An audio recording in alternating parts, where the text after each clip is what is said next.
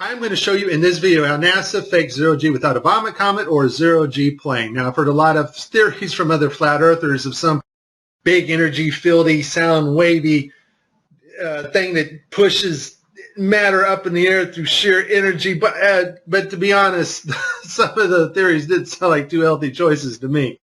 No, I've been praying about it, and the Lord finally revealed to me one video, and I work with Blender and Unity, and I've been working with special effects software, Photoshop, for quite a while now. And when I saw this video, I realized it became instantly clear how they do it. And it's just video game technology. Now, if you're part of the geek squad or the techie crowd, well, then you already know about this technology. And so let's get to the video that caught my attention, and you will see the same things that I saw. Let's watch. We have to introduce the concept of free fall. So let's use this model of the Earth. And let's enlist the help of a friend, Paxi. You might know her.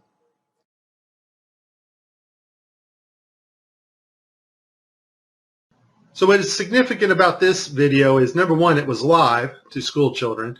Number two, we have this stuffed animal that is transitioning in on another video channel.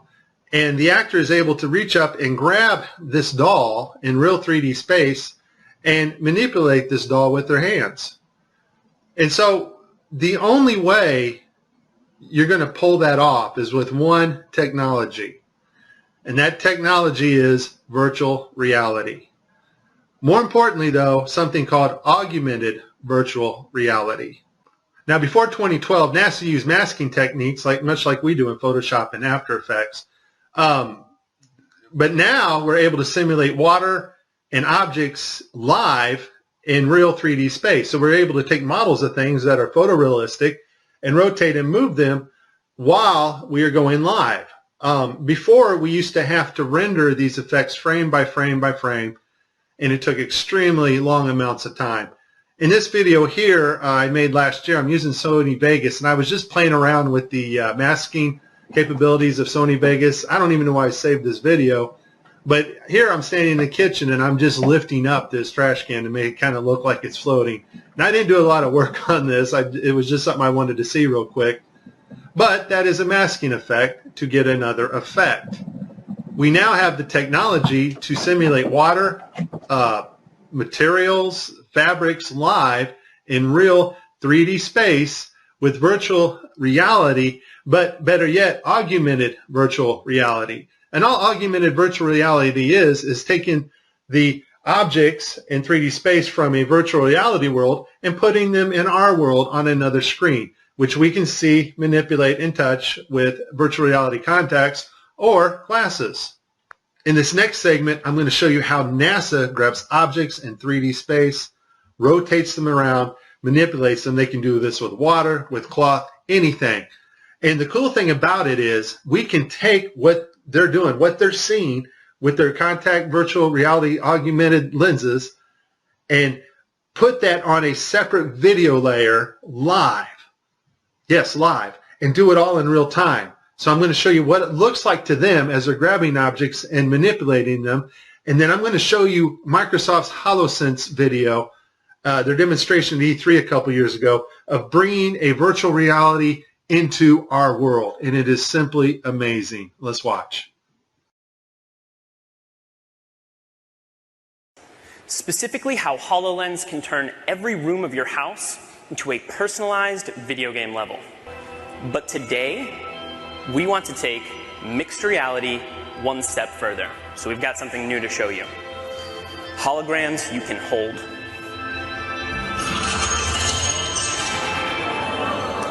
This holographic gauntlet is the weapon that Dan will be using while playing Project X-Ray.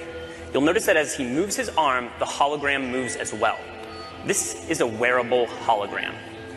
And when you combine technology like this with the environment understanding of HoloLens, you can do some pretty spectacular things.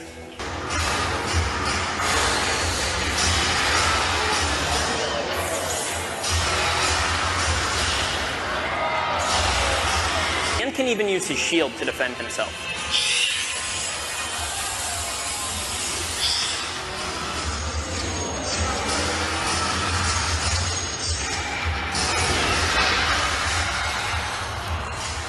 Nicely done. Looks like that's all of them.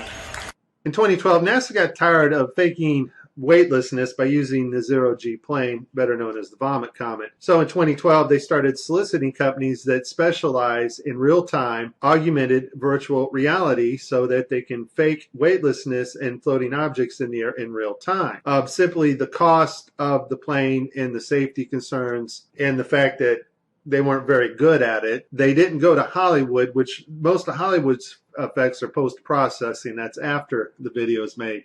They needed something they can do in real time and make it look realistic. And so I'll put this link in the description. They found a company called Telemetrics. Thank you, Debbie Durant, for bringing this to my attention. After I researched this, lo and behold, I found out our government has a contract with these people. And Telemetrics, basically what they do is they help news teams and they bring broadcasts together in real time, and they're able to create sets, cities, anything you want in a virtual reality world and make it look absolutely 100% real. They're also able to bring different people from around the world, put them in the same room and broadcast live, give them desks, whatever they need to make the broadcast. So it's a pretty amazing company. Here we see Johnson Space Center. Telemetrics provided latest camera robotics technology at NASA's government television at Mission Control. Why do you need to fake virtual reality sets at Mission Control and Johnson Space Center? I think we know the answer to that when we saw Tim Peake on the gridded blue screen. So this next segment, I'm going to show you what it looks like when virtual reality being broadcast live doesn't work out so well because the system's not perfect. And then at the very end, I'm going to show you the mother of all screw-ups when they actually have a channel shut off that should be on. Because once again, these astronauts are looking in 3D space. They are grabbing objects because they're wearing augmented contact lenses. And if that object's not there broadcast to the viewers live, then it's going to look pretty ridiculous. So let's see some of NASA's screw-ups. I'll cover them as they happen, and then we'll move on to the final. Okay, so this is one of NASA's older videos where they use post-processing and masks. This is a video layer mask in augmented virtual reality. We're going to see him lose his finger here. The watch glitches out. So I guess virtual reality accidents can cause loss of fingers. In this next video, we have Caddy. Now I want you to pay attention to her neck and the way her neckline goes into her shirt. It's cut off. And the necklace. Apparently they wanted to show how cool this necklace looked. Unfortunately, it's not perfect. The necklace goes in and out of her shirt unnaturally, and her neck glitches in several places. I literally spent hours going after probably 30 or 40 videos, probably had approximately 45 minutes straight of NASA messing up their virtual reality setup. I tried to pick some clips that were obvious and some not so obvious. Show you some of the contacts. We're going to see Tim Peake with his contacts in, but these are virtual reality contacts overlaid on the eyes so actors can interact with things in 3D space, all in real time. In this next shot, we will get to see the whole arm setup and the virtual reality glove that covers all the way down the arm and hand. This allows the software to broadcast what we see video-wise as his arm in a shirt sleeve. Okay, I have a lot of Tim Peake screw-ups, but this one here, the system glitches. The software does not track his hand properly, and Tim slips his hand underneath his other fingers, which is tightly holding onto the mic, which would be impossible. I don't think this is Tim's fault. Normally, Tim always moves his other fingers up while he slides his hand under. I just think the system didn't respond to his movements here. This picture here is actually Tim's fault. His hand breaches the 3D mic floating in front of him. In this next clip, we're going to see Tim's arms glitch out as he's manipulating a 3D bubble. Now, this bubble can be done in real time now. We have the technology to do that, which I showed you at the beginning of this. And this bubble is environmentally lit, or HDRI lit, by its environment, which means the bubble can take up its reflections and refractions as it moves around in 3D space in Tim's augmented reality. Once again, augmented VR just means bringing the 3D objects into our world on a separate monitor. In this last clip, we're going to see NASA royally screw up. It's a live broadcast, and one of their video channels is off, not working. That's the channel that is supposed to show us, the public, what the astronauts are seeing in virtual reality. Also, the channel shut off is the masking for the guy on the wires in the background. You can't make this stuff up. Just watch. We all know NASA uses wires, and sometimes they'll catch them like this here. The guy pulled on his wire. However, some days when you're filming live, things just don't work out, and it becomes so blatantly obvious, it's ridiculous. So, in this clip, they're talking, live feed, and we have a astronaut go by us in the background, obviously trying to give it a more realistic, spacey, station busy effect.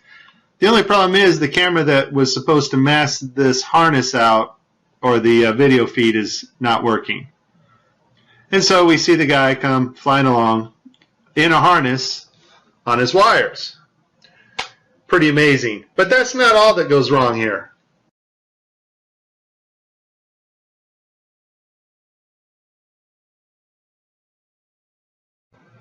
Okay, so you see to the right, this guy's flipping this hat. This hat's actually on another video channel in 3D space. It's virtual reality. They're wearing augmented contact lenses so that they can interact with these 3D objects. Now, in this scene, the guy on the left in the green shirt, he thinks he sees an object in 3D space that's being broadcast to him. So he grabs it and he puts it off to the side. He's looking straight ahead because he's looking at an object rotating in front of him, but the video channel is down that is supposed to show the viewers what we're supposed to see, and so we don't actually get to see the object that he is seeing. And I would just sum this up as a very terrible, bad, horrible day for NASA doing live feeds. Hey, Tim, you still there? Yeah. Can you explain to us what this astronaut's going through as he sees something with his eyes in 3D space, but it's not actually there being broadcast to the public? What's going through this astronaut's mind? This system is sending signals to the brain that doesn't really match your eyes, and so your brain's trying to work out the two differences. Here's the thing. As much fun as this was, there is a time coming when you and I will not be able to tell the difference, and space has not changed. Technology to fake space has gotten better. Just because Adobe gets a massive update to Photoshop or After Effects, or there's a massive update at telemetrics and the virtual reality, augmented virtual reality programming, that does not advance us magically 20 years in space. Space has not changed. It's flat. It's above us. It's dimensional, and we cannot orbit Earth. You have been warned. This is very serious stuff, and if you do not get it now, you won't get it later, because later you won't know the difference. This is Mike. God bless everybody. Please like and please subscribe.